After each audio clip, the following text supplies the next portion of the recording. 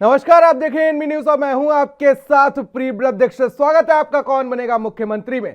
तो यूपी में विधानसभा चुनाव है और ऐसे में जो बयानबाजी है वो लगातार तेज होती नजर आ रही है और किसके मुंह से क्या कुछ निकल जाए इसके भी तमाम मायने रखे जाते हैं, क्योंकि बीजेपी के पूर्व सांसद हरिनारायण राजभर ने चौंकाने वाला एक बयान दिया है।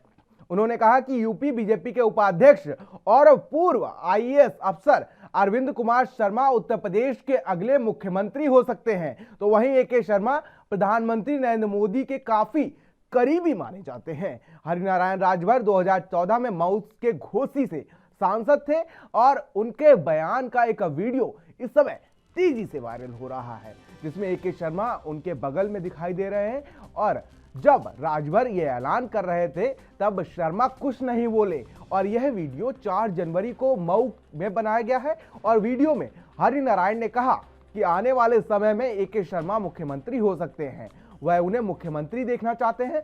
मंच से अपने बयान में राजभर ने कहा कि हमारे प्रदेश के शर्मा जी मुख्यमंत्री हो सकते हैं।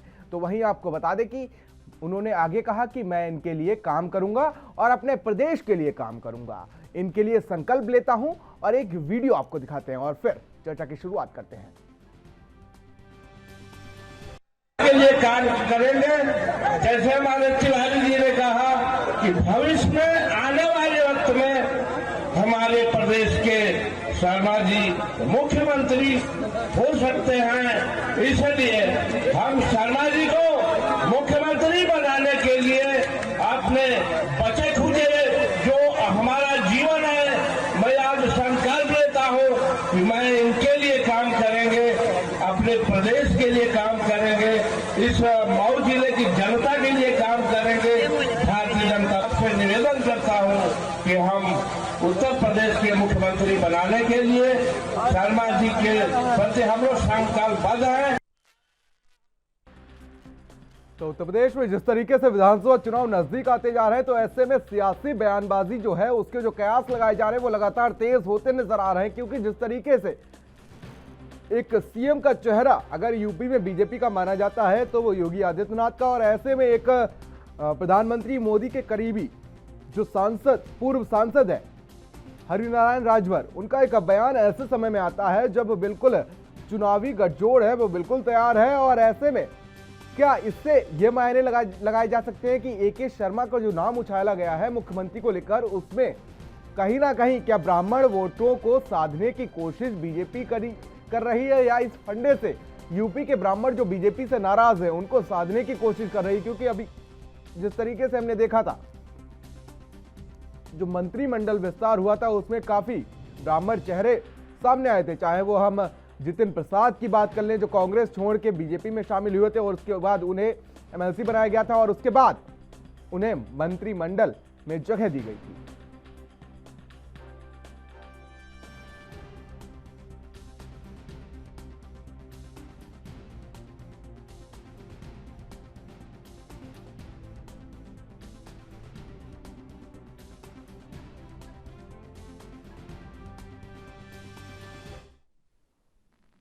और फिलहाल इसी पर आज हम चर्चा करेंगे और हमारे साथ देशबंधु दीक्षित बीजेपी से जुड़ चुके हैं और हिमांशु वाजपेयी से हमारे साथ हिमांशु वाजपेयी समाजवादी पार्टी से जुड़ चुके हैं। आप दोनों का बहुत बहुत स्वागत है एमडी न्यूज पर। सबसे पहले देशबंधु दीक्षित जी आपसे पूछ लेते हैं कि आखिर जिस तरीके से एक बयान ये सामने आया है इसके क्या कुछ मायने हैं, क्योंकि अगर यूपी में सीएम फेस माने जाते हैं तो योगी आदित्यनाथ माने जाते हैं 2022 विधानसभा चुनाव में, और ऐसे में पूर्व सांसद का एक बयान सामने आता है और उसमें कहा जाता है कि एके शर्मा को मुख्यमंत्री बनाने के लिए पूरे प्रयास किए जाएंगे। तो ऐसे में क्या यह मान लिया जाए कि बीजेपी अंतर्कलह का शिकार हो रही है या सीधा सीधा ब्राह्मण वोटरों को साधने की कोशिश बीजेपी कर रही है?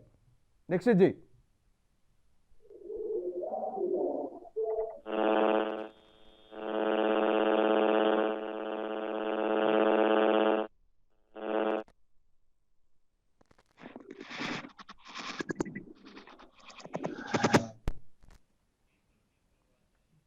देशबंधु दीक्षित जी आपसे फिर से जोड़ने की कोशिश करेंगे आपको, लेकिन ऐसे में एक बयान सामने आता है जब 2022 विधानसभा चुनाव का जो पारा है वो सिर चढ़कर बोल रहा है और ऐसे में पूर्व बीजेपी सांसद का एक विवादित बयान सामने आता है जो सुर्खियों में आ जाता है। हालांकि 4 जनवरी को एक जनसभा के दौरान यह बयान दिया गया था और उसके बाद यह बयान सुर्खियों में इसलिए आ गया क्योंकि ए.के. शर्मा प्रधानमंत्री नरेंद्र मोदी के काफी करीबी भी माने जाते हैं और उनके साथ लगभग 20 साल उन्होंने काम किया है प्रधानमंत्री मोदी के साथ। हालांकि जब से वो प्रधानमंत्री हैं तब से भी वो नरेंद्र मोदी के साथ ए.के. शर्मा ने काम किया है, लेकिन और उसके बाद अपने 2 साल के कार्यकाल रहते हुए भी उन्होंने इस्तीफा दे दिया था और उसके बाद उन्होंने बीजेपी ज्वाइन की थी, जिसके बाद डिप्टी सीएम बनाने की कयास भी लगाए जा रहे थे। हालांकि उन्हें एमएलसी बना दिया गया और बीजेपी यूपी का उपाध्यक्ष बना दिया गया।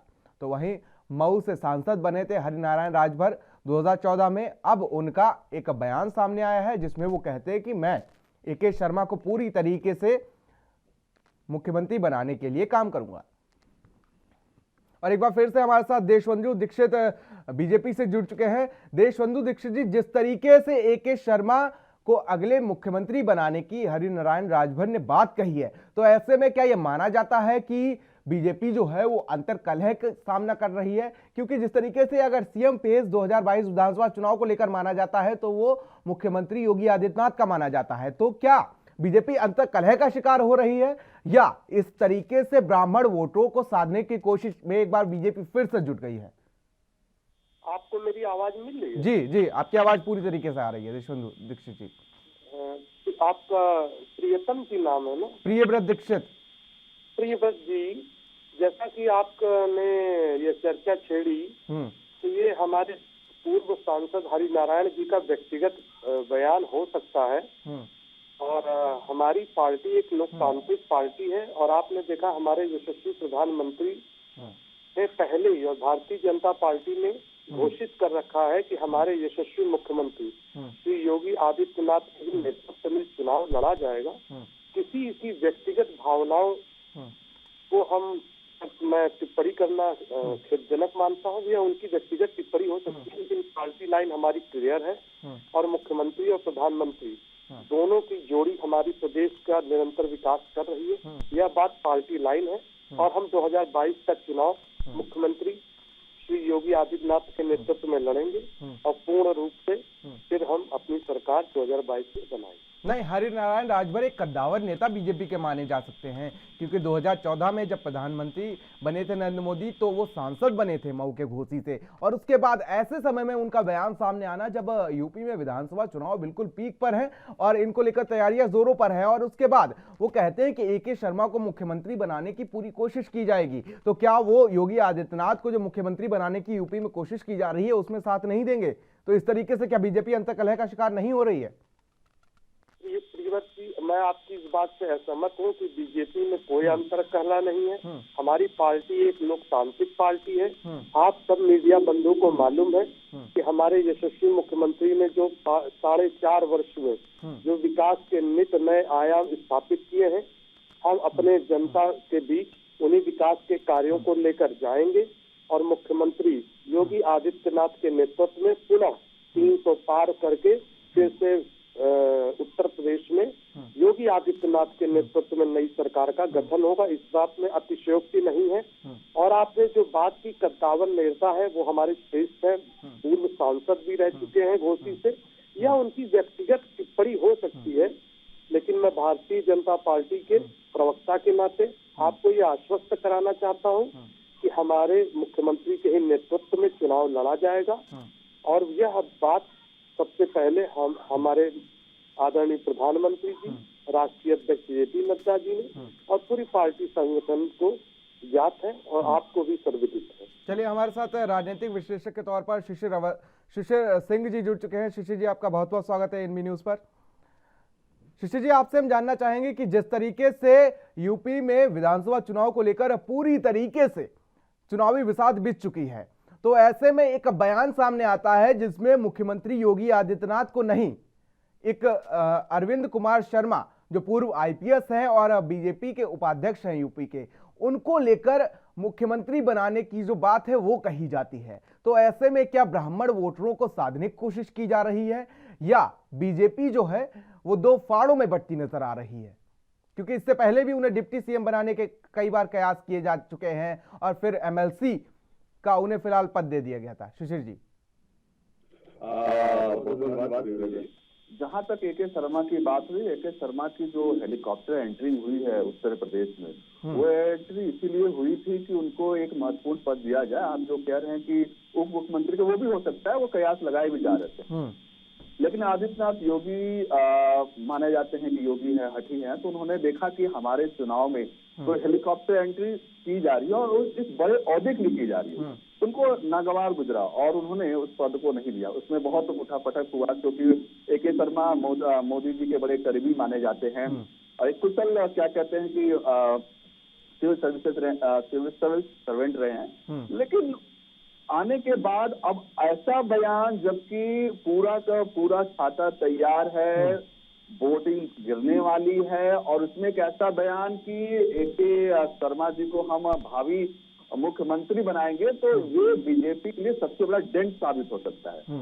मैंने बहुत चुनाव को देखा है, उत्तर प्रदेश को अच्छे से मैं बड़ा देखा है, वहां पे आजकल जो चुनाव ध्रुवीकरण हो रहा है, वो ध्रुवीकरण सर अगर एके शर्मा का नाम ले आते हैं तो बीजेपी के हाल खस्ते हो सकते हैं। इसमें कोई दो राय नहीं है कि सपा अच्छा काम कर रहा है, सपा बिल्कुल लाइन में, पैरेलल लाइन में बरकरार है, लेकिन बीजेपी अगर ये सोच के चल रही है कि हम एक नया चेहरा लाएंगे तो बीजेपी का फिर जाना चाहिए। शिशिर जी, देखिए जिस तरीके से ब्राह्मणों की जो बीजेपी से नाराजगी है वो साफ तौर पर हमें यूपी में देखने को मिल रही है, और ऐसे में हम बात कर लें, इससे पहले भी जिस तरीके से जितिन प्रसाद को शामिल किया गया था, वो शामिल हुए थे बीजेपी में और उसके बाद उन्हें एमएलसी का पद दिया गया था और उसके बाद वो मंत्री बने थे, तो ऐसे में ब्राह्मण वोटरों को भी साधने की कोशिश हो सकती है एके शर्मा के द्वारा और इस बयान के द्वारा। शिशिर जी, बिल्कुल आप सही कह रहे हैं प्रियव्रत जी कि क्योंकि जो बहुसंख्यक जो है यूपी में वो ब्राह्मण ज्यादा है, राजपूतों से ज्यादा ब्राह्मण। अगर माना जाए तो जनसंघ क्या राजपूतों और ब्राह्मणों की ही एक क्या कहते संघ की इकाई मानी जाती है, जो कि बीजेपी लेके आगे बढ़ी, बीजेपी को लेकर आगे।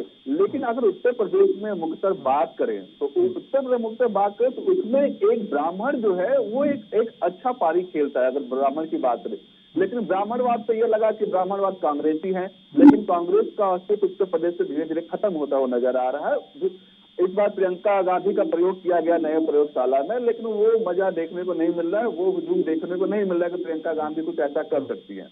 लेकिन यूपी जो है, अब जो है कि यूपी और बिहार की जब हम बात करते हैं, स्पेशली यूपी की बात करते हैं, तो वहां की जो जनता है वो जनता क्या कहते हैं कि जातिवाद पर ज्यादा भरोसा करती है। बिल्कुल, वो ठान चुकी है कि हम बीजेपी वाले हैं या हम सपा वाले हैं या हम बसपा वाले हैं, ठीक है। ये ठानने के बाद अब जो बातें आती है, जो गणना जोड़ी जाती है, तो उस गणना में ब्राह्मणवाद कहीं न कहीं चितराए हुए नजर आ रहे हैं। मतलब वो दलदल में फंसे, किसी दल में नहीं है, अभी दलदल में किस दल में जाएं। तो इस दलदल से निकलने के लिए बीजेपी को ये जरूर एक चेहरा बनाना चाहता है, शर्मा जी का चेहरा लाके, कि हम क्यों ना ब्राह्मण को अपने तरफ खींचे। अगर वो ब्राह्मण खींचने में अपने तरफ वो सार्थक स्थिति करके लेते हैं तो उनकी जीत निश्चित तरफ हो सकती है। चलिए, हिमांशु वाजपेयी भी हमारे साथ समाजवादी पार्टी से जुड़े हैं। हिमांशु वाजपेयी जी, जिस तरीके से एक बयान सामने आता है और वो सीएम के फेस को ही बदल देता है, वो भी एक कद्दावर नेता के द्वारा, तो आप इसको किस तरीके से लेते हैं? क्या समाजवादी पार्टी को इसका फायदा होगा और बीजेपी को इसका घाटा हो सकता है क्या 2022 विधानसभा चुनाव में? हिमांशु वाजपेयी जी, भारतीय जनता पार्टी के जो हमारे साथी तमाम हैं, वो जब किसी नेता या किसी सत्तावन नेता का बयान आता है तो वो विपक्ष का आधिकारिक बयान होता है, सत्तावन नेता का बयान आता है तो उसका व्यक्तिगत बयान करता है। पहली चीज।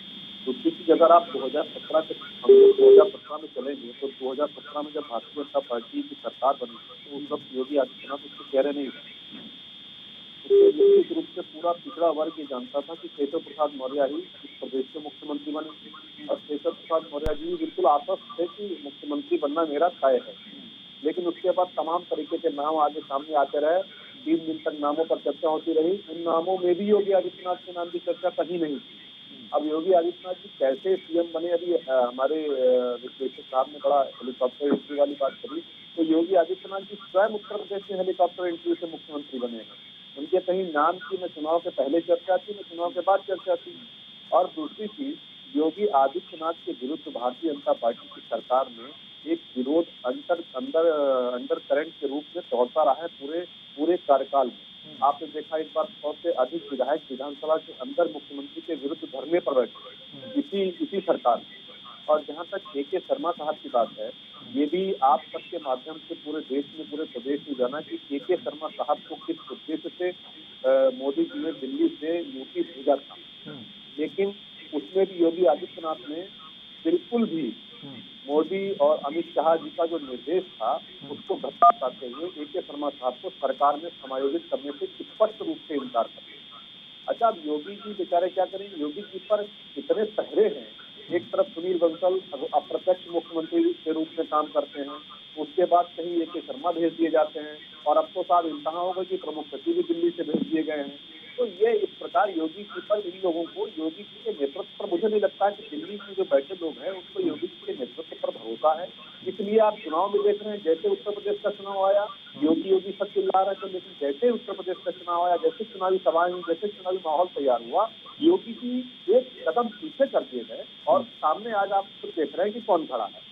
तो ये योगी आज ये कहते तो हैं कि योगी जी का नेतृत्व आपने देखा हो, केशव प्रसाद मौर्य जी के सामने जब पत्रकार ने माइक किया, मुख्यमंत्री के लिए पूछा तो वो टाल गए। नंदगोपाल नंदी के सामने जब पत्रकार ने पूछा भावी मुख्यमंत्री के लिए तो वो टाल गए। संघमित्रा मौर्य ने खुलेआम मंच पर योगी जी के सामने जो बातें कही वो पूरे देश और पूरे प्रदेश में सुनी। तो इसका मतलब सीधा संबंध है। जवाब ले लेते हैं देशबंधु दीक्षित जी से। देशबंधु जी, आप तो डिबेट शुरू होते ही तमाम सवालों के घेरों में घिर गए। देशबंधु जी, जैसा कि आपने कहा, अरे हमारी पार्टी एक लोकतांत्रिक पार्टी है, और मैं आपको बता दूं यह सर्वविदित है कि हमारे यहाँ ये होता है। हमारी पार्टी ही एकमात्र विश्व की ऐसी पार्टी है जहाँ बूथ अध्यक्ष से लेकर और आदमी वो शपथ तय करके राष्ट्रीय अध्यक्ष गए, चाहे हमारे जे.पी. नड्डा साहब हो, चाहे हमारे अमित शाह जी हो। ये लोग एक छोटे से कार्यकर्ता, भारतीय जनता पार्टी में एक छोटा सा सिपाही भी राष्ट्रीय अध्यक्ष है। क्या हमारे सपा के मित्र बता सकते हैं कि इनकी पार्टी में अखिलेश यादव के बाद कोई राष्ट्रीय अध्यक्ष होगा? मैं पहले बता दूं कि अखिलेश यादव के पुत्रियों के परिवारवाद का जो दंश उत्तर प्रदेश की जातिवाद में इन्होंने जहर घोला है, ये बता सकते हैं? हमारे यहाँ तो राष्ट्रीय अध्यक्ष अगला कौन होगा? कोई बूथ का कार्यकर्ता भी राष्ट्रीय अध्यक्ष हो सकता है, लेकिन उनके यहाँ मैं बता दूं अखिलेश जी के पुत्र ही राष्ट्रीय अध्यक्ष होंगे। क्या यह बता सकते हैं? और इनके कारनामों की तलई खुल गई है। और जो बात रही, आपने अभी जो चर्चा का विषय मुद्दा छेड़ा कि हमारे पूर्व सांसद की ये व्यक्तिगत भावना हो सकती है। व्यक्तिगत भावना एक रैली में नहीं उजागर होती है, व्यक्तिगत भावना मेरी बात जी। और इनके कारनामे खुल गए हैं। और जो बात कहते हैं, हमारा एक संगठनात्मक भाषा है, इसी पर व्यक्तिगत संगठन महामंत्री है सुनील बंसल जी, जो संगठन का सारा दायित्व देखते हैं। राष्ट्रीय अध्यक्ष है जो पूरे देश में भारतीय जनता पार्टी के एक एक सिपाही को, एक एक कार्यकर्ता को प्रेरणा देते हैं।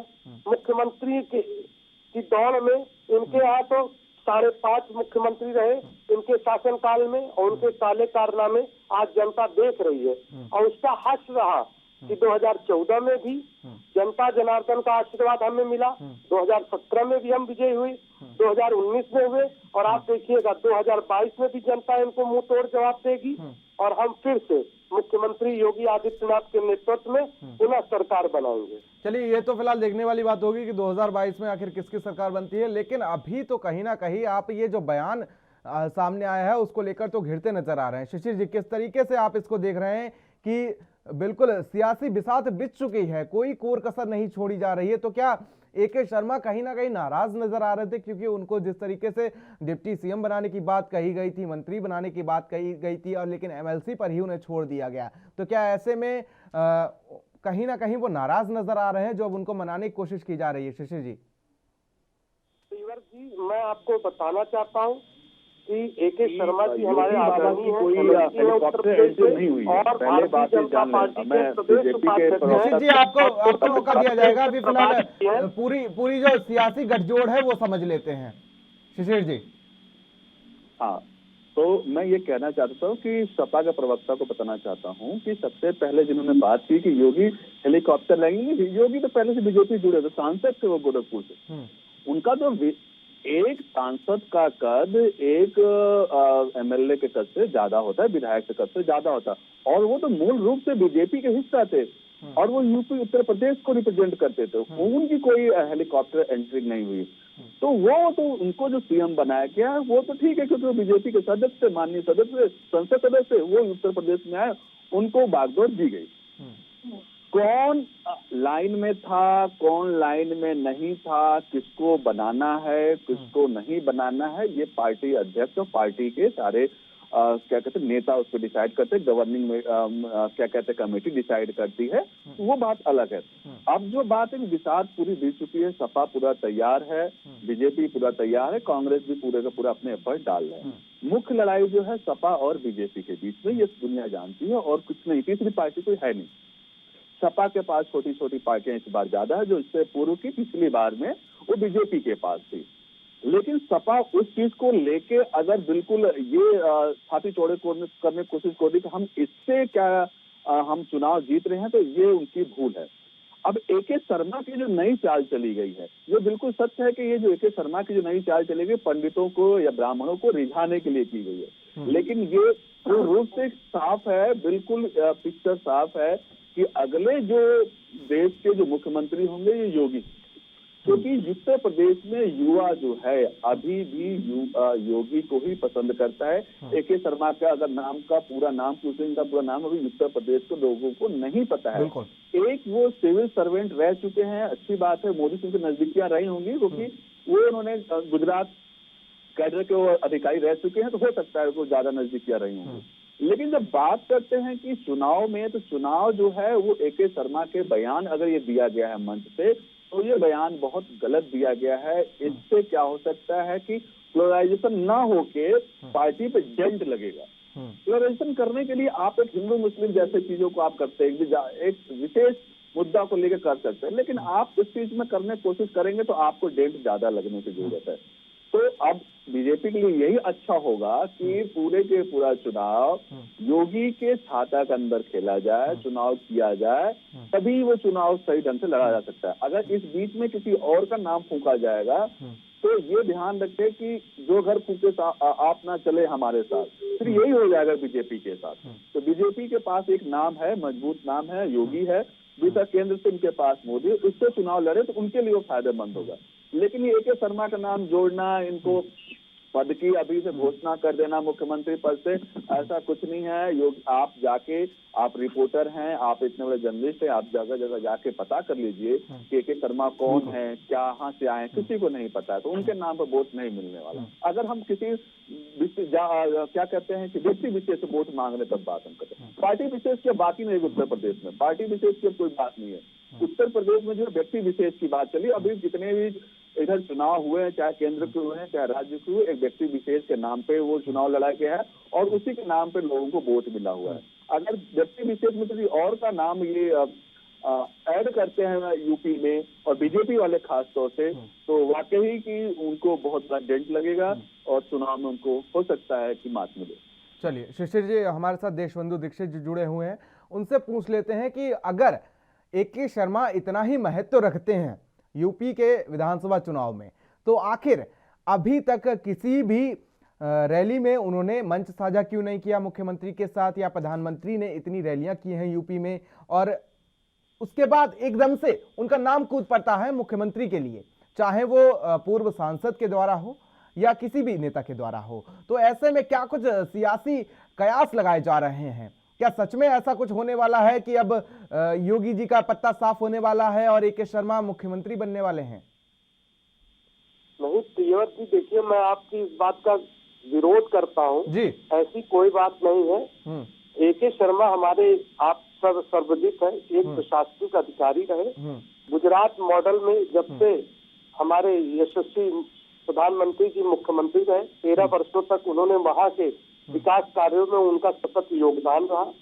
उसके बाद पीएमओ में भी वो वरिष्ठतम पद पर रहे और पीएमओ में भी उत्तर प्रदेश के विकास में वो, चूंकि मऊ एक जनपद उनका गृह जनपद आता है, एक लगाव होता है, वहाँ की विकास योजनाओं में उनका आकंठ रहा। और यहाँ पर भी वह जब 1 वर्ष की सेवा रही तो उन्होंने वीआरएस लेकर यहाँ पर आए और उसका सम्मान पार्टी ने उनको विधान परिषद का सदस्य बनाया, माननीय सदस्य विधान परिषद हुए।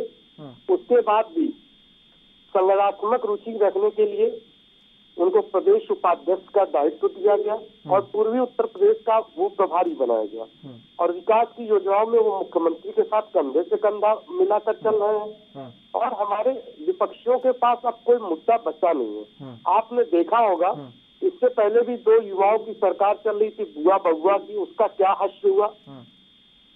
2 युवा राजकुमार भी मुंगेरी लाल के सपने पाल रहे थे। आप बताइए, यूपी की जनता जनार्दन इतनी समझदार है जिसका आप कांग्रेस पार्टी, जिसका पूरा का परिवार आज भ्रष्टाचार के आरोप में बेल पर छूटा हुआ, क्या यूपी की जनता को बरगला सकती है? देखिए, ये क्षणिक है, किसी के मुंह से किसी की भावनाओं को आहत नहीं करना चाहता हूँ। आपने कहा कद्दावर नेता है, इस बात से मैं अतिशयोक्ति नहीं, पार्टी के भूतपूर्व सांसद रहे, इस बात से भी मैं आपसे सहमत हूँ। लेकिन जो आपने कहा, अब इन विपक्षियों के पास कोई मुद्दा बचा नहीं, इनका हश्र आ जाएगा। देख रहे हैं इत्र की बदबू और इनके काले कारनामे आज भी खुल रहे हैं। जहाँ छापे मिलते हैं करोड़ों करोड़ों रुपए इनके मिलते हैं। अगर वो पैसा विकास के कार्यों में लगा होता तो क्या जनता इनको 2017 में इस प्रदेश से बाहर का रास्ता दिखाती? आज आप इनके कारनामे देख रहे हैं, चाहे गायत्री प्रजापति का घोटाला हो, आजम खान साहब आज जेल की हवा खा रहे हैं, अभी आप पीयूष जैन का इत्र का कारोबार देख रहे हैं, नोटों की गिनती हो रहे हैं, नित नए कारखाने इनके उज्जवल हो रहे हैं और इनका पाप का घड़ा भर चुका है और ये अपने ही पाप के घड़े में खत्म हो जाएंगे और इनके पास अब कोई मुद्दा बचा नहीं है। ये वही विपक्षी पार्टी है जिन्होंने जवाहर दंगे कराए। आज हमारे मुख्यमंत्री का सुशासन है कि 4.5 वर्ष में एक भी दंगा नहीं हुआ और विकास के पथ पे आ गए। ये रोज कहते थे वैक्सीन भाजपा की है, आज वही वैक्सीन जो है 150 करोड़ का आंकड़ा आपने देखा, कल की न्यूज है, आप मीडिया बंधु को मालूम है, 150 करोड़ लोगों ने सफलता पूर्वक भारतवासियों ने वैक्सीन लगवा ली, उसमें भी 62% लोगों ने डबल डोज लगवा ली। और हमारे इनके कार्यकाल में 2 एयरपोर्ट थे, आज हमने 5, ये हमारे काम पूछते आज 5 इंटरनेशनल पोर्ट है। इनके कार्यकाल में 15 मेडिकल कॉलेज थे, आज 7 मेडिकल कॉलेज है। इनके कार्यकाल में 1 मेट्रो, ये हमारे कारनामे पूछते हैं। किस 150 करोड़ आंकड़े की बात कर रहे हैं आप देशबंधु जी? किस 150 करोड़ के आंकड़े की बात कर रहे हैं? विकास का कोई भी मापदंड जो हम अपने कार्यों के द्वारा जाएंगे सरकार में। और रही बात पार्टी, हमारी पार्टी बड़ी अनुशासित पार्टी है, यहाँ कोई भी बूथ का कार्यकर्ता शीर्ष पद पर पहुंच सकता है। देशबंधु जी, ये आंकड़े तो फिलहाल सही रखिए, वो हमारी बहस का मुद्दा नहीं है, लेकिन फिलहाल आंकड़े सही रखिए। किस 150 करोड़ आंकड़े की बात कर रहे हैं आप? मेरे आंकड़ों में अगर कोई संशोधन हो तो आप मुझे करिएगा। प्रधानमंत्री का ही वक्तव्य है 150 करोड़ वैक्सीन हमारी लग चुकी है भारतवर्ष में। अगर मैं गलत हूं तो आप फिर से टिप्पणी करिएगा। और हमारी उत्तर प्रदेश में 15 करोड़ लोगों को वैक्सीन लग चुकी है। पहले ये हमारी वैक्सीन को कहते थे भाजपा की वैक्सीन है, बताइए हमारे वैज्ञानिकों का अपमान करते हैं। इनके पास कोई मुद्दा बचा नहीं है। एक परिवार की जाति, इनके थाने यादवों से भरे थे। मुस्लिम तुष्टीकरण के लिए हम गन्ना की बात करते हैं, ये गिन्ना की बात करते हैं। वैमनस्य और आतंकवाद के अलावा इनके पास कुछ नहीं है। किसी भी बात को तिल का ताड़ बना देने में ये लोग महारत हासिल करना है। जनता जनार्दन सब समझदार है। चलिए जवाब ले लेते हैं देशबंधु जी, जवाब ले लेते हैं। हिमांशु वाजपेयी जी, तमाम आरोपों से आप घिरते हुए नजर आ रहे हैं इस बीच। हिमांशु जी, अब तक आवाज पहुंच रही है क्या? हेलो जी हिमांशु जी, आप तमाम आरोपों से घिरते हुए नजर आ रहे हैं। देखिए, भारतीय जनता पार्टी का ये चरित्र है, जब आप इस पर सवाल करें तो इनके दिमाग में इस समय इनके एक कार्यकर्ता, एक नेता, यहाँ तक कि प्रधानमंत्री जी के जहन में, दिल और दिमाग में इनका सिर्फ और सिर्फ समाजवादी पार्टी और आदरणीय राज्य के अध्यक्ष का चेहरा नजर आता है। ये भ्रष्टाचार पर बहुत लंबे लंबे ज्ञान दे रहे थे, लेकिन अभी उस भ्रष्टाचार पर नहीं बोलेंगे जो अभी भोपाल में इनके सांसद पर कोर्ट ने आदेश किया 600 करोड़ रुपए के घोटाले का मुकदमा दर्ज करके। ये वो घोटाला इनकी नजर में घोटाला नहीं है, क्योंकि ये सब साफ हैं, दूध के धुले हैं। ये करे तो लीला और दूसरा करे तो करेक्टर डीला। दूसरी चीज, अभी इन्होंने इनका पीयूष जैन का नाम लिया। मैं बताऊँ, होमवर्क करके क्यों नहीं आते? पीयूष जैन को आप क्यों घोटाला? अभी आपकी सारी जांच एजेंसियों ने रिपोर्ट जो दी है, पहली चीज तो पीयूष जैन का समाजवादी पार्टी से कोई संबंध नहीं था, ये स्पष्ट हो चुका है। दूसरी चीज, उनके जो जांच रिपोर्ट में जो भी रुपए को लेकर जो भी आपकी केंद्रीय एजेंसियों ने जो भी रिपोर्ट दी है वो भी आपके सामने है। फिर ये होमवर्क पूरा करके आइए। अनर्गल आरोप दूसरी पार्टियों पर लगाना, खुद के ऊपर लगाना बंद करिए। तीसरी और महत्वपूर्ण चीज, पुष्पेंद्र जैन का भी नाम सामने आया था, एमएलसी साहब आपके। इन्होंने पीयूष जैन का नाम दिया, मैं बता रहा हूँ। जी जी, लेकिन ये सवाल मेरा है पुष्पेंद्र जैन वाला। मैं अभी आ रहा हूँ जी। इनकी आप ये देखिए, जब चुनाव आता है इन्होंने पहले पीयूष जैन के यहाँ छापा डलवाया। पीयूष जैन के यहाँ छापे में जब इनको समाजवादी पार्टी का कोई लिंक नहीं मिला, उसके बाद इन्होंने उसके तुरंत बाद हमारे एमएलसी साहब जो पम्मी जैन साहब हैं, उनके यहाँ छापा डलवाने का काम किया। इससे पहले राजीव राय जी ने छापा डलवाने का काम किया। तो ये छापे और ये जो केंद्रीय एजेंसियों का उपयोग या दुरुपयोग जो भी है, ये इनके डर को स्पष्ट रूप से उजागर करता है। अभी ये बात कर रहे थे, हम गन्ना की बात करते हैं, गन्ना की बात करते हो, इनके पास गन्ना, पाकिस्तान, चाइना, यही सब मुद्दे हैं। यही होमवर्क करके आते हैं कि जब कहीं कोई जवाब देने को ना पूछे तो तुरंत देशभक्ति के पीछे दौड़ने लोगों, तुरंत देशभक्ति के पीछे अपना चेहरा छुपा लो, तिरंगे के पीछे छिप जाओ, मंदिरों के पीछे छिप जाओ। मैं तो बड़ी स्पष्ट बात करता हूँ साहब, आप हम तो कोई बात नहीं करते, आप तो बात ही नहीं करने देते हैं। आप क्या तो बात करो तो आपके मंत्री गाड़ियों से रौंद देने का काम करते हैं। आप क्या, चलिए वो फिलहाल अभी चर्चा का विषय नहीं है, उस पर भी लगातार बात करेंगे। लेकिन आज फिलहाल मुद्दा यही है कि जिस तरीके से एक बयान सामने आया है जिसमें सीएम योगी को मुख्यमंत्री का चेहरा नहीं बताया गया है, और जी जी हिमांशु जी, आज मुद्दा उस विषय को लेकर है, लेकिन अभी आपने भारतीय जनता पार्टी व्यवस्था को सुना और मुझे आप टोक रहे हैं, मुझे अफसोस है, आपको उनको भी टोकना चाहिए था कि मुद्दा जो था उस मुद्दे पर रहे। अब आप देखिए कहाँ से जिन्ना और मुस्लिम और हिजाता वो सब तमाम चीजें ले आए, क्योंकि जवाब नहीं है उसका, इनके पास जवाब नहीं है। इनके यहाँ कभी अभी से कह रहे थे समाजवादी पार्टी में 5 मुख्यमंत्री कह रहे थे, आप 2 तो आपको मजबूरी में बनाने पड़े, 2 मुख्यमंत्री तो आपको मजबूरी में बनाने पड़े, और उसके बाद 5 तरफ से सब पूरा देश देख रहा है, पूरा प्रदेश देख रहा है। आज अगर शर्मा जी का नाम आपके पूर्व सांसद कोई सामान्य कार्यकर्ता नहीं जो आपने कह दिया उनकी निजी राय है, एक चुनावी मंच से चुनाव के समय ये बात चिल्ला के कह रहे हैं कि हम फला व्यक्ति को मुख्यमंत्री बनाएंगे, अब फला व्यक्ति को मुख्यमंत्री बनाने के लिए मेहनत कर रहे हैं, आप उसको क्या हल्के में लेने का काम कर रहे हैं।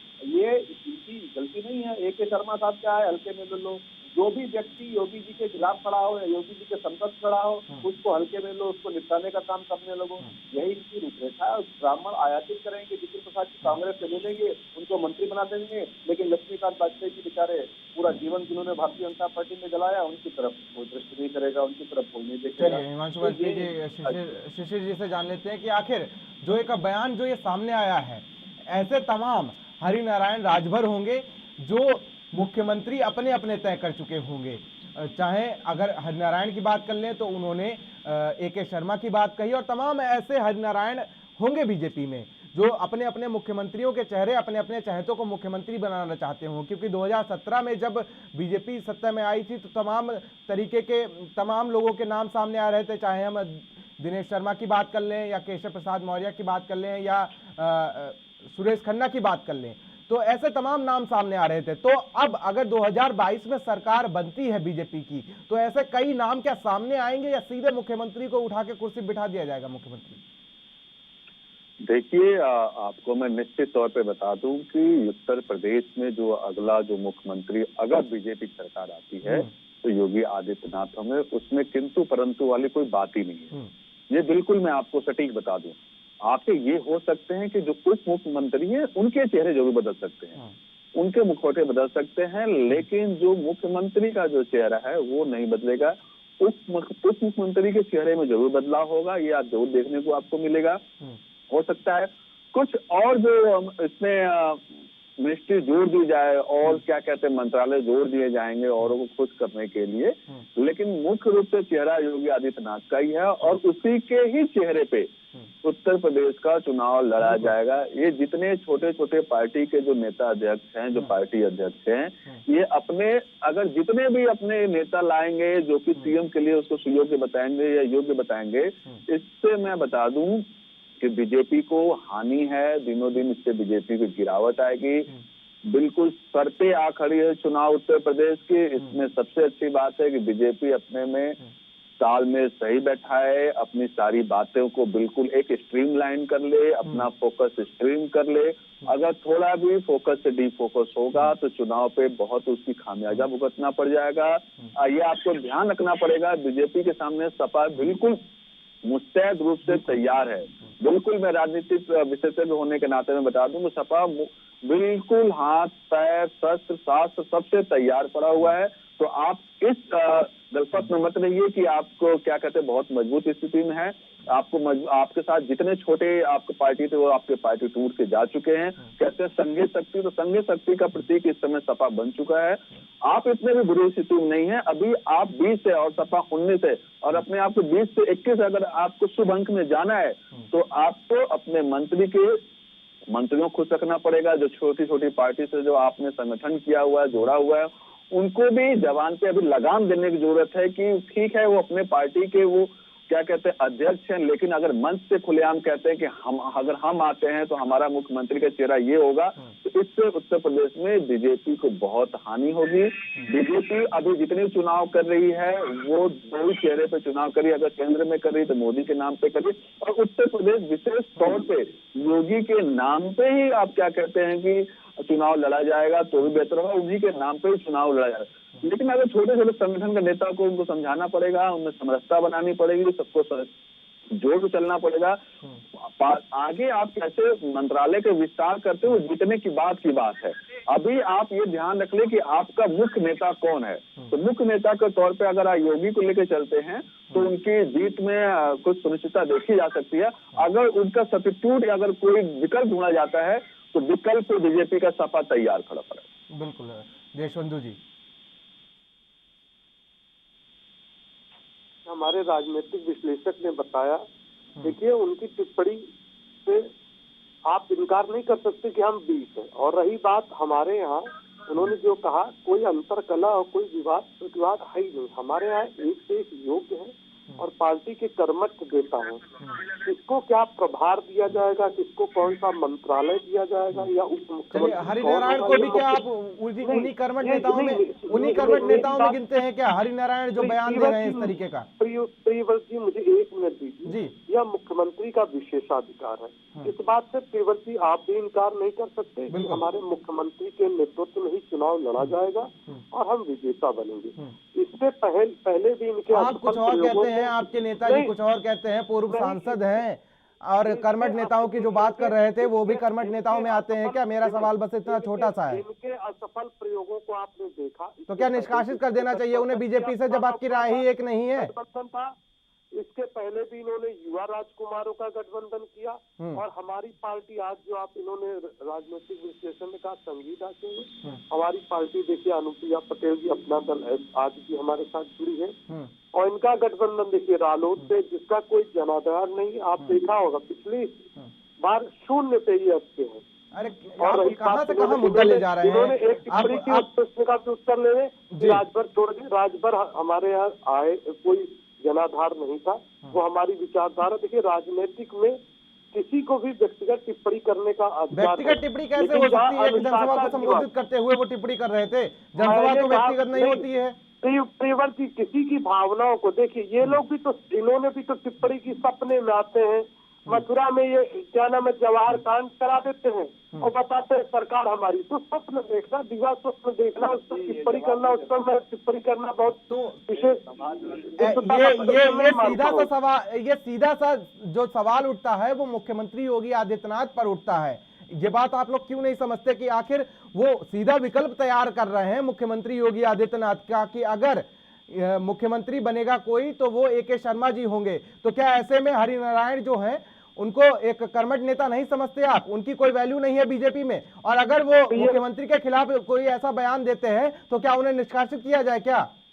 प्रियव्रत जी 100% मुख्यमंत्री श्री योगी आदित्यनाथ के नेतृत्व में ही हमारा चुनाव होगा। ये तो आप कह रहे हैं ना, ये तो देशबंधु जी आप कह रहे हैं, लेकिन आपके कर्मठ नेता जो हैं वो कुछ और ही कहते नजर आ रहे हैं, वो मुद्दे को भटकाते नजर आ रहे हैं। वो आपका जो सीएम फेस है जिनके कंधे पर रख के आप बंदूक चलाना चाहते हैं, वो कंधा ही बदलना चाह रहे हैं। लेकिन हरिनारायण जी पूरी पार्टी नहीं, भारतीय जनता पार्टी विश्व की सबसे बड़ी पार्टी है और हमने पहले ही यह घोषणा कर रखी है कि मुख्यमंत्री आदित्यनाथ योगी के ही नेतृत्व में चुनाव लड़ा जाएगा और हम 300 पार सीटों पर विजयी होंगे और विपक्ष के पास कोई मुद्दा नहीं है।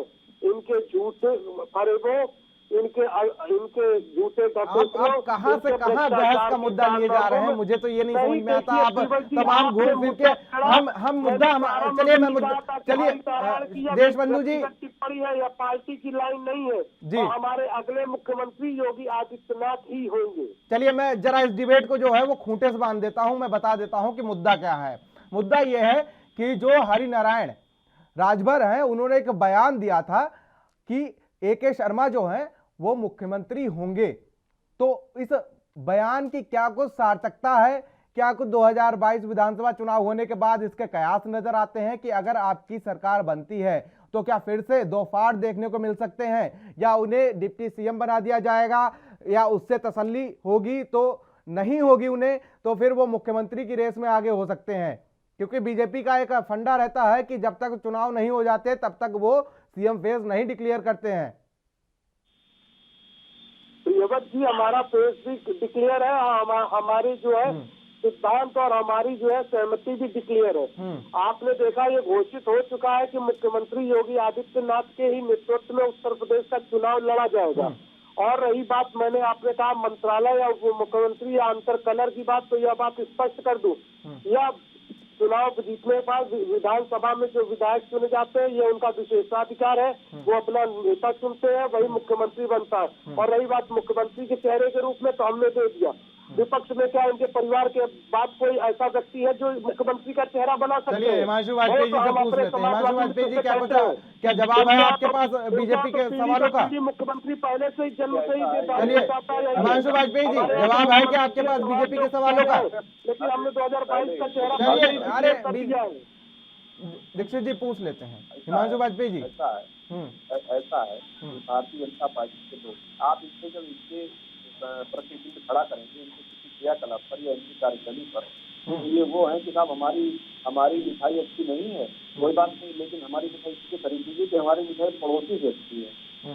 तो ये एक विचारधारा। दूसरी कभी इन्होंने बड़ी एक गंभीर बात कही कि राष्ट्रीय लोकदल का कोई जनाधारी, राजभर्ती का कोई जनाधारी नहीं है। मतलब इस देश में यदि कोई दल चुनाव हारता है 2014 से पहले 2000, इसका मतलब भारतीय जनता पार्टी का कोई जनाधारी नहीं था। तो इस प्रकार किसी दल का व्यंग्य करना, एक ऐसे दल का जो किसानों को रिप्रेजेंट करता है, और राष्ट्रीय लोकदल इस देश के किसानों को रिप्रेजेंट करता है, तथा किसानों की बात करिए, पश्चिम उत्तर प्रदेश का पूरा किसान उनके साथ संगठित है, आप उनका उपहास उड़ाने का निश्चित करना तो बैठ के काम करना है कि नहीं साहब उनका कोई जनाधारी नहीं है, राजभर्ती का कोई जनाधारी नहीं है। जब वो आपके साथ सरकार में शामिल थे, आपकी सरकार को बनवाने का उन्होंने काम किया, तो सबको जनाधार वाले नेता थे। आज तो समाजवादी पार्टी में अगर शामिल है, समाजवादी पार्टी के साथ है, तो वो उनका कोई जनाधार नहीं है। ये बड़ी गंभीर बात है। दूसरी चीज ये मैं कहना चाहूंगा कि अभी ये कह रहे थे कि हमारी पार्टी में कोई भी मतभेद नहीं है। मैं पूछना चाहता हूँ, आप श्रीवत जी, आपको भी याद हो गया, क्या उत्तर प्रदेश की विधानसभा के अंदर 100 विधायक धरने पर बैठे थे? हाँ या नहीं में जवाब दे दें हमारे जो भी प्रवक्ता भारतीय जनता पार्टी के बैठे थे। दूसरी चीज मैं बता दूं, अभी परसों इनके पीलीभीत के विधायक रामचरण थाने के बाहर धरने पर बैठे थे कि उनकी कोई सुनने वाला नहीं है, उनकी कोई कहने वाला नहीं है। इसके पहले लक्ष्मीकांत वाजपेयी जी एक बिजली घर के बाहर धरने पर बैठे हैं। तो ये सब चीजें, इनके मैं तमाम विधायकों को आपका रिकॉर्ड आपको कैसे सुना दूंगा, कोई चल नहीं है, ये कोई सुन नहीं रहा है। उसकी वजह है कि उत्तर प्रदेश के, अभी ये जातिवाद पर बहुत बड़ी टिप्पणी कर रहे थे। उत्तर प्रदेश के अंदर ये मैं बता रहा हूँ कि स्पष्ट रूप से अभी पूरे प्रदेश में देखा किस प्रकार एक माफिया क्रिकेट खेल रहा है, क्रिकेट मैच का उद्घाटन कर रहा है, खुलेआम एक इनामी माफिया, जिस पर इनाम घोषित है, उसको हैसियत नहीं है उत्तर प्रदेश की पुलिस उसको पकड़ सके, ना हैसियत है उनके घर बुलडोजर चलवा सके। यही अगर वही माफिया ब्राह्मण होता या मुस्लिम होता तो वो सलाखों के पीछे होता और निश्चित रूप से उसके घर पर बुलडोजर भी चल चुका होता। लेकिन योगी आदित्यनाथ की और उनकी पुलिस की हैसियत नहीं है तो उस माफिया को गिरफ्तार कर सके खुलेआम। उसका वीडियो वायरल है। और ये जातिवाद की बात करते हैं क्योंकि वो योगी जी की जाति है, उनको कोई गिरफ्तार नहीं करेगा, उन पर कोई कार्रवाई नहीं होगी। वो खुलेआम क्रिकेट मैच का टूर्नामेंट का उद्घाटन करें, चाहे खुलेआम सड़क पर घूमे, इनामी माफिया। और ये भ्रष्टाचार और अपराध मुक्त उत्तर प्रदेश की बात करते हैं, जातिवाद पर आरोप लगाने का दूसरों पर काम करते हैं। तो अपने पहले स्वयं के गिरवान में झांकने का काम करें। और रही बात महत्वपूर्ण, अब इनके सांसद, पूर्व सांसद ने क्या कहा, वो किसको मुख्यमंत्री बनाना चाहते हैं, हर दल में तमाम नेताओं के समर्थक होते हैं, ये अपना समझे, इनको क्या उनकी आपके पास फिर लौटेंगे। लेकिन सुशील जी, जिस तरीके से जो ब्राह्मण वोट बैंक है वो कांग्रेस का माना जाता है, लेकिन ब्राह्मण भी इस बार कहीं ना कहीं समझ चुके हैं कि यूपी में कांग्रेस का वजूद खोता नजर आ रहा है कहीं ना कहीं, क्योंकि जिस तरीके से जो कड़ी थी कांग्रेस की वो कहीं ना कहीं ढीली होती नजर आ रही है। तो ऐसे में क्या इस बयान के जरिए बीजेपी जो है उन वोटरों को अपनी ओर खींचने की कोशिश कर रही है? क्योंकि बीजेपी से ब्राह्मणों की जो नाराजगी है, ब्राह्मणों की जो बीजेपी से नाराजगी है वो किसी से छिपी नहीं है। तो क्या ऐसे में बीजेपी उन ब्राह्मणों को वापस लाने की कोशिश कर रही है, या ये डर है कि कहीं समाजवादी पार्टी में वो ब्राह्मण ना चले जाएं? क्योंकि कांग्रेस का तो वजूद यूपी में जिस तरीके से पिछले चुनाव में देखने को मिला है वो साफ है कि कांग्रेस का पत्ता साफ नजर आता है। शिशिर जी। जी, ब्राह्मण की जब हम बात करते हैं तो मैं उत्तर प्रदेश के जिला बनारस की बात कर लेता हूँ कि जिला बनारस में अगर हम बात करते हैं तो वहाँ सबसे ज्यादा अगर बाहुल है तो ब्राह्मण, और दूसरा जो है बाहुल है वो मुस्लिम है। इसके बाद और कोई जातियां हैं। लेकिन जब वहाँ की अगर आप बीजेपी की सीट देखना चाहते हैं तो पांचों के पांचों विधानसभा की जो सीटें हैं वो बीजेपी के पास है। अभी जो आप नाराजगी देखना चाहते हैं वो बिल्कुल सही दिख रहा है। देखिए कि जब आप टिकट का वितरण किस तरीके से करते हैं, ये जो आपको जो किसी से रूठना मनाने वाले जो चीजें आती है, ये टिकट वितरण के ऊपर डिपेंड करता है। उत्तर प्रदेश में अगर टिकट का वितरण अगर इस आधार पे हो कि ब्राह्मणों को ज्यादा दिया जाए, उनको ये पहले से लालसा दी जाए कि उनको मंत्री पद के लिए चुनाव उनको रखा जाएगा, तो ब्राह्मण को साथ आना मजबूरी हो जाएगा। और हाँ, ये बात सही है कि ब्राह्मण में दो फाड़ हुआ है। ब्राह्मण अब समझ चुका है कि कांग्रेस का अस्तित्व खत्म हो चुका है। 10% अभी ऐसे ब्राह्मण हैं जो कभी कांग्रेस के साथ है। 90% ब्राह्मण जो है वो बिखर चुके हैं, जिसमें से कुछ सपा के पास भी हैं, लेकिन मुख्य रूप से उनकी बहुल जो है संख्या जो है बीजेपी के साथ है। उसमें से कुछ जो नाराजगियां है वो नाराजगियां पद को लेके है कि हमें ये पद नहीं मिलता है, या हमें इसमें किसी और क्या कहते हैं कि जाति विशेष को यहाँ पे महत्व दिया जाता है या राजपूतों को दिया जाता है। सबसे पहले जब योगी आए थे तो उस समय डीजीपी जो होते वो भी राजपूत थे, और वहाँ के जो प्रिंसिपल सेक्रेटरी थे वो भी राजपूत थे। तो ब्राह्मणों ने ये लांछन लगाया उनके ऊपर कि अब राजपूतों को ही सारा मौका दिया जाएगा। इसके बाद ब्राह्मण बहुत हावी हुए और वहाँ के जो सचिव पद पे तो बिल्कुल परिवर्तन देखने को मिला। तो ये ब्राह्मण ये है कि बाहुल्य जो जनसंख्या है उत्तर प्रदेश में वो ब्राह्मणों की है, तो उनको जरूर रिझाने और मनाने की कोशिश की जाएगी। और लेकिन मैं अपनी गणना के हिसाब से बता दूं तो अभी 60% ब्राह्मण बीजेपी के साथ है, उसमें कोई दो राय नहीं है। लेकिन जो भी चीजें जो खटास आ रही मन में, जो रिश्ते में खटास आ रही है, दूरी जाने की है, वो उसके पीछे कारण है पद को लेके। सपा की बात कर ले तो सपा ने भी क्या हुआ कि ब्राह्मणों को जोड़ने की पूरी कोशिश की है। वो उसके पीछे बस यही है कि उनको पद की लालसा दी गई। लेकिन कोई भी पार्टी में पद के लिए आ रहा है, कोई किसी पार्टी को इतना मोह नहीं है, न पार्टी को किसी अपने जो नेता हैं जो पुराने, उनसे इतना मोह नहीं रह गया। आप पार्टी में देखो, किसी पार्टी में जितने हेलीकॉप्टर एंट्री होती है उनको मुख्य पद दे दिया जाता है, उनको डायरेक्ट एमएलसी बना दिया जाता है, डायरेक्ट उनको मिनिस्टर बना दिया जाता है। जो जमीनी स्तर का जो नेता होता है, जो कर्मठ जुझारू नेता जिसे आप कहते हैं, वो करता रहता है, उसको लास्ट तक टिकट नहीं मिलता। बिल्कुल। तो ये दिक्कतें जो पार्टियों में आ रही है, इससे जो है कि जाति विशेष में ज्यादा दिक्कत हो रही है। लेकिन हाँ, दो फाड़ हुआ है ब्राह्मणों में। ब्राह्मण अभी बहुत सारे साथ हैं बीजेपी के, बहुतों को आना जरूरी है, क्योंकि सपा के साथ बड़ा अच्छा मुद्दा है कि एक तो महंगाई में आप यूरिया देखें, किसान यूरिया के लिए बहुत परेशानी है, उनको लाइन लगाना पड़ा, ब्लैक में उन्होंने यूरिया खरीदा।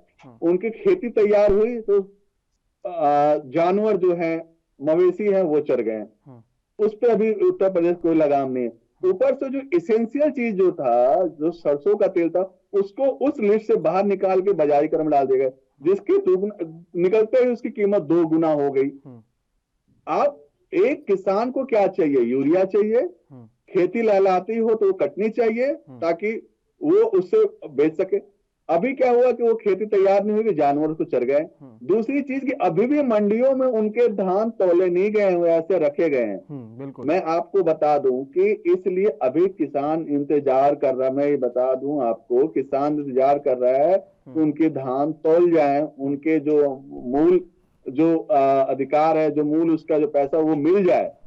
तो इस चक्कर में किसान भी नाराज है, और इस चीज को बिल्कुल सपा ने बड़ा अच्छा तरह से हथियार रखा है। इसलिए सपा इसलिए मजबूत स्थिति में आ रहा है। पश्चिमी उत्तर प्रदेश वाकई सरकार से बहुत नाराज थी, भी सरकार को घुटने टेकने पड़े, अपने जो कृषि बिल को वापस लेना पड़ा, लेकिन उन्होंने अपनी उसमें जीत हासिल की है। उन्होंने कहा कि हम जीते हैं, तो उनको लगता है कि हमने किसी के गुमान को नीचे किया है।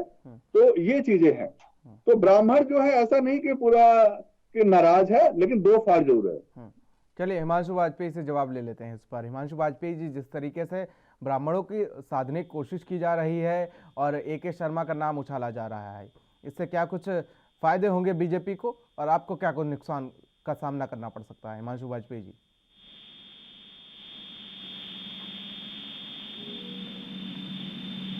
हिमांशु वाजपेयी जी, आवाज पहुंच रही है क्या आप तक? चलिए हिमांशु वाजपेयी जी, आवाज पहुंच रही है क्या आप तक? जी जी पहुंच रही है। देखिए, जिस तरीके से ब्राह्मणों को साधने की कोशिश की जा रही है यूपी में। जी जी, सवाल सुन लिया आपका। जी, जवाब दे दीजिए। ब्राह्मण समाज के विरुद्ध इस सरकार ने पहले दिन से दोहरा मापदंड अपना रखा है। अभी मैं आपको बड़ा छोटा सा उदाहरण देता हूँ। अभी हमारे एक पूर्व विधायक हैं संतोष पांडे जी, उन्होंने भगवान परशुराम की प्रतिमा और फरसे का अनावरण राष्ट्रीय अध्यक्ष अखिलेश यादव जी के कर कमरों से करवाया, यही लखनऊ के पास। आज स्थिति ये है कि उनके ऊपर झूठे मुकदमे लादने का प्रयास किया जा रहा है, उनके फेसबुक पेज को ब्लॉक किया जा रहा है। मतलब एक गरिमा से नीचे गिरकर भारतीय जनता पार्टी जो काम करती है, इस प्रकार के काम कि किसी भी समाज की अगर कोई व्यक्ति आवाज उठाने का काम कर रहा है और वो किसी राजनीतिक दल पक्ष से जुड़ा हुआ है, तो उसको कैप्चर कर लो, उसको घेर लो, उसको कानूनी प्रक्रिया में पास हो, उसको पुलिस द्वारा प्रताड़ित कराओ। तो इस प्रकार का जो संदेश है वो निश्चित रूप से ब्राह्मणों में पूरी तरीके से पहुंच चुका है। एक ब्राह्मण में संदेश पहुंच चुका है और लगातार मैंने आपको बताया कि भारतीय जनता पार्टी, योगी आदित्यनाथ जी, और पहले दिन मैं कई चैनलों पर ही कह चुका हूँ, इन्होंने हमारे ब्राह्मणों की आस्था पर पहला आघात उस दिन किया था जिस दिन शपथ लेने के तुरंत बाद इन्होंने हमारे आराध्य भगवान परशुराम की जयंती का अवकाश रद्द कर।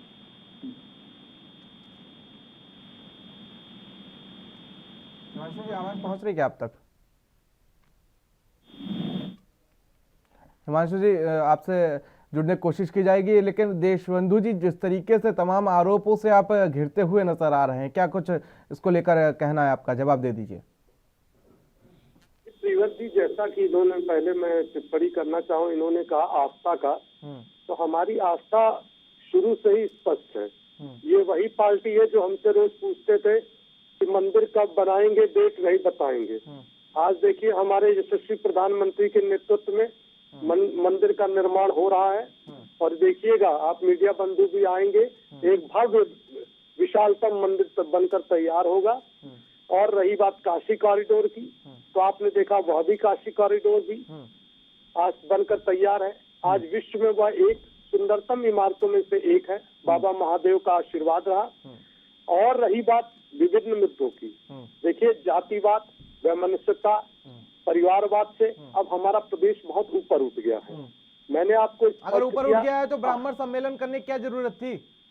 देखिए, ब्राह्मण सम्मेलन करने की जरूरत है। हमारे साथ ब्राह्मण भी जुड़ा है, हमारे साथ कायस्थ भी जुड़ा है। जातिवाद के नाम का सम्मेलन करने से क्या आप क्लीन चिट मिल जाती है आपको कि आप जातिवाद की राजनीति नहीं करते हैं? प्रियवर जी, जाति पंथ की बात करके ये बरगलाते हैं। पिछले विगत कई वर्षों से इनके पास कोई मुद्दा नहीं रहा। ये जातिवाद करके ही हमारे विमनस्यता फैला रहे हैं। बात करते हो आप एक व्यक्ति विशेष, एक जाति विशेष के लिए आप सम्मेलन का आयोजन करते हैं और उसके बाद आप कहते हैं कि हम जातिवाद की राजनीति नहीं करते हैं। हालांकि बसपा ने भी ब्राह्मण सम्मेलन किया था, लेकिन आपकी सरकार है, लेकिन इस तरीके का कदम आपको नहीं उठाना चाहिए था। नहीं, हमारी सरकार का मत स्पष्ट है। हम सबका साथ, सबका विकास और सबका विश्वास के मूल मंत्र पर चलते हैं। हमारे लिए सभी जाति धर्म है और इसका पूर्ण परिणाम आपने देखा। हमें 50% से ज्यादा वोट देकर जनता जनार्दन ने आशीर्वाद दिया। और मैं इस बात पर कहूंगा, जाति पंथ की बात यही लोग करते हैं। हम विकास की बात करते हैं, हम गन्ना की बात करते हैं। बीजेपी ने ब्राह्मण सम्मेलन किया और उसमें ब्राह्मणों को सिर्फ आमंत्रित किया गया था। बल्लेबाजी करने वाले माफिया को गिरफ्तार कराते, कभी जवाहर कांड बल्लेबाजी करने वाले इनामी माफिया को गिरफ्तार कराते हैं, जनता के सामने दंगे फैला देते हैं। हमारी सरकार जब से आई है तब से विकास के पथ पर निरंतर काम कर रही है। केवल बातें करने से नहीं होता है, काम करके दिखाना पड़ता है। हमने काम किया है, मुख्यमंत्री के नेतृत्व इनामी माफिया को गिरफ्तार करके दिखाइए, आपकी हैसियत तो आप नहीं जाएगा और 2022 में देखिएगा आपकी हैसियत तो आप गिरफ्तार करके दिखाइए। चलिए एक फाइनल कमेंट हम शिशिर सिंह जी से ले लेते हैं कि आखिर आज का जो ये मुद्दा रहा, जिस तरीके से ए.के. शर्मा का नाम उछला, एकदम से हेलीकॉप्टर एंट्री हुई है, इसको लेकर क्या ब्राह्मण वोट जो है वो अब बीजेपी की तरफ रुख करेगा? क्योंकि जिस तरीके से एक समुदाय विशेष को टारगेट किया गया है इस बयान के जरिए। शिशिर जी, देखिए, कोई भी पार्टी जो होती है वो ये सोचती है कि जीत सुनिश्चित हो। जीत सुनिश्चित करने के लिए वो ये गणना करता है कि जातिवाद गणना जरूर करता है। अगर जब जातिवाद गणना, विशेष तौर की जब हम ब्राह्मणों की बात करते हैं तो वाकई उत्तर प्रदेश में उनकी जनसंख्या उनकी बहुत ज्यादा है और वो जरूर कहीं ना कहीं उनके जो आदि रूप से वो जुड़े हुए थे कांग्रेस से, लेकिन अब की जब बात करें तो उनमें जरूर दो फाड़ हुआ है, तो उनको साथ ले आने की बहुत जरूरत है। इसलिए वो ब्राह्मण सम्मेलन कर रहे हैं, ब्राह्मण मुखड़े को ला रहे हैं, जो कि उत्तर प्रदेश में एक उप मुख्यमंत्री हैं भी जो कि ब्राह्मण चेहरा है और नया चेहरा उनको सीएम पद का जो दिखाने की जो बात कह रहे थे नारायण जी, इसलिए कर रहे हैं कि ताकि जितने ब्राह्मण जो भटके हुए इधर उधर हैं वो भटक के ना कि इसी लॉबी में आ जाएं और इसी राजनीतिक पार्टी से जुड़ जाएं, ताकि पूर्ण रूप से जीत सुनिश्चित हो जाए। उत्तर प्रदेश एक साख की बात है। चलिए शिशिर जी, आप तीनों मेहमानों का हमारे साथ जुड़ने के लिए और तमाम मुद्दों पर अपनी बात रखने के लिए आप तीनों मेहमानों का शुक्रिया। फिलहाल घड़ी अब हमें इजाजत दे रही है, लेकिन सवाल फिलहाल अभी भी यही है, क्योंकि जिस तरीके से ब्राह्मण वोटों को साधने की कोशिश की जा रही है, तमाम एक समुदाय विशेष को टारगेट करके एक इस तरीके का बयान एक कर्मठ नेता के सामने आता है। क्योंकि 2014 में जिस तरीके से हरिनारायण राजभर ने सांसद की कुर्सी संभाली थी और उसी समय 2014 में प्रधानमंत्री भी बने थे नरेंद्र मोदी, तो अब उनका एक बयान सामने आता है जो मुख्यमंत्री का चेहरा ही बदल देता है। तो फिलहाल सवाल अभी भी यही बरकरार है कि क्या सीएम फेस बदला जाएगा या नहीं। फिलहाल हमारे साथ इस विषय में बातचीत करने के लिए इतना ही। देश और दुनिया के तमाम अहम खबरों के लिए बने रहिए एनबी न्यूज के साथ। नमस्कार।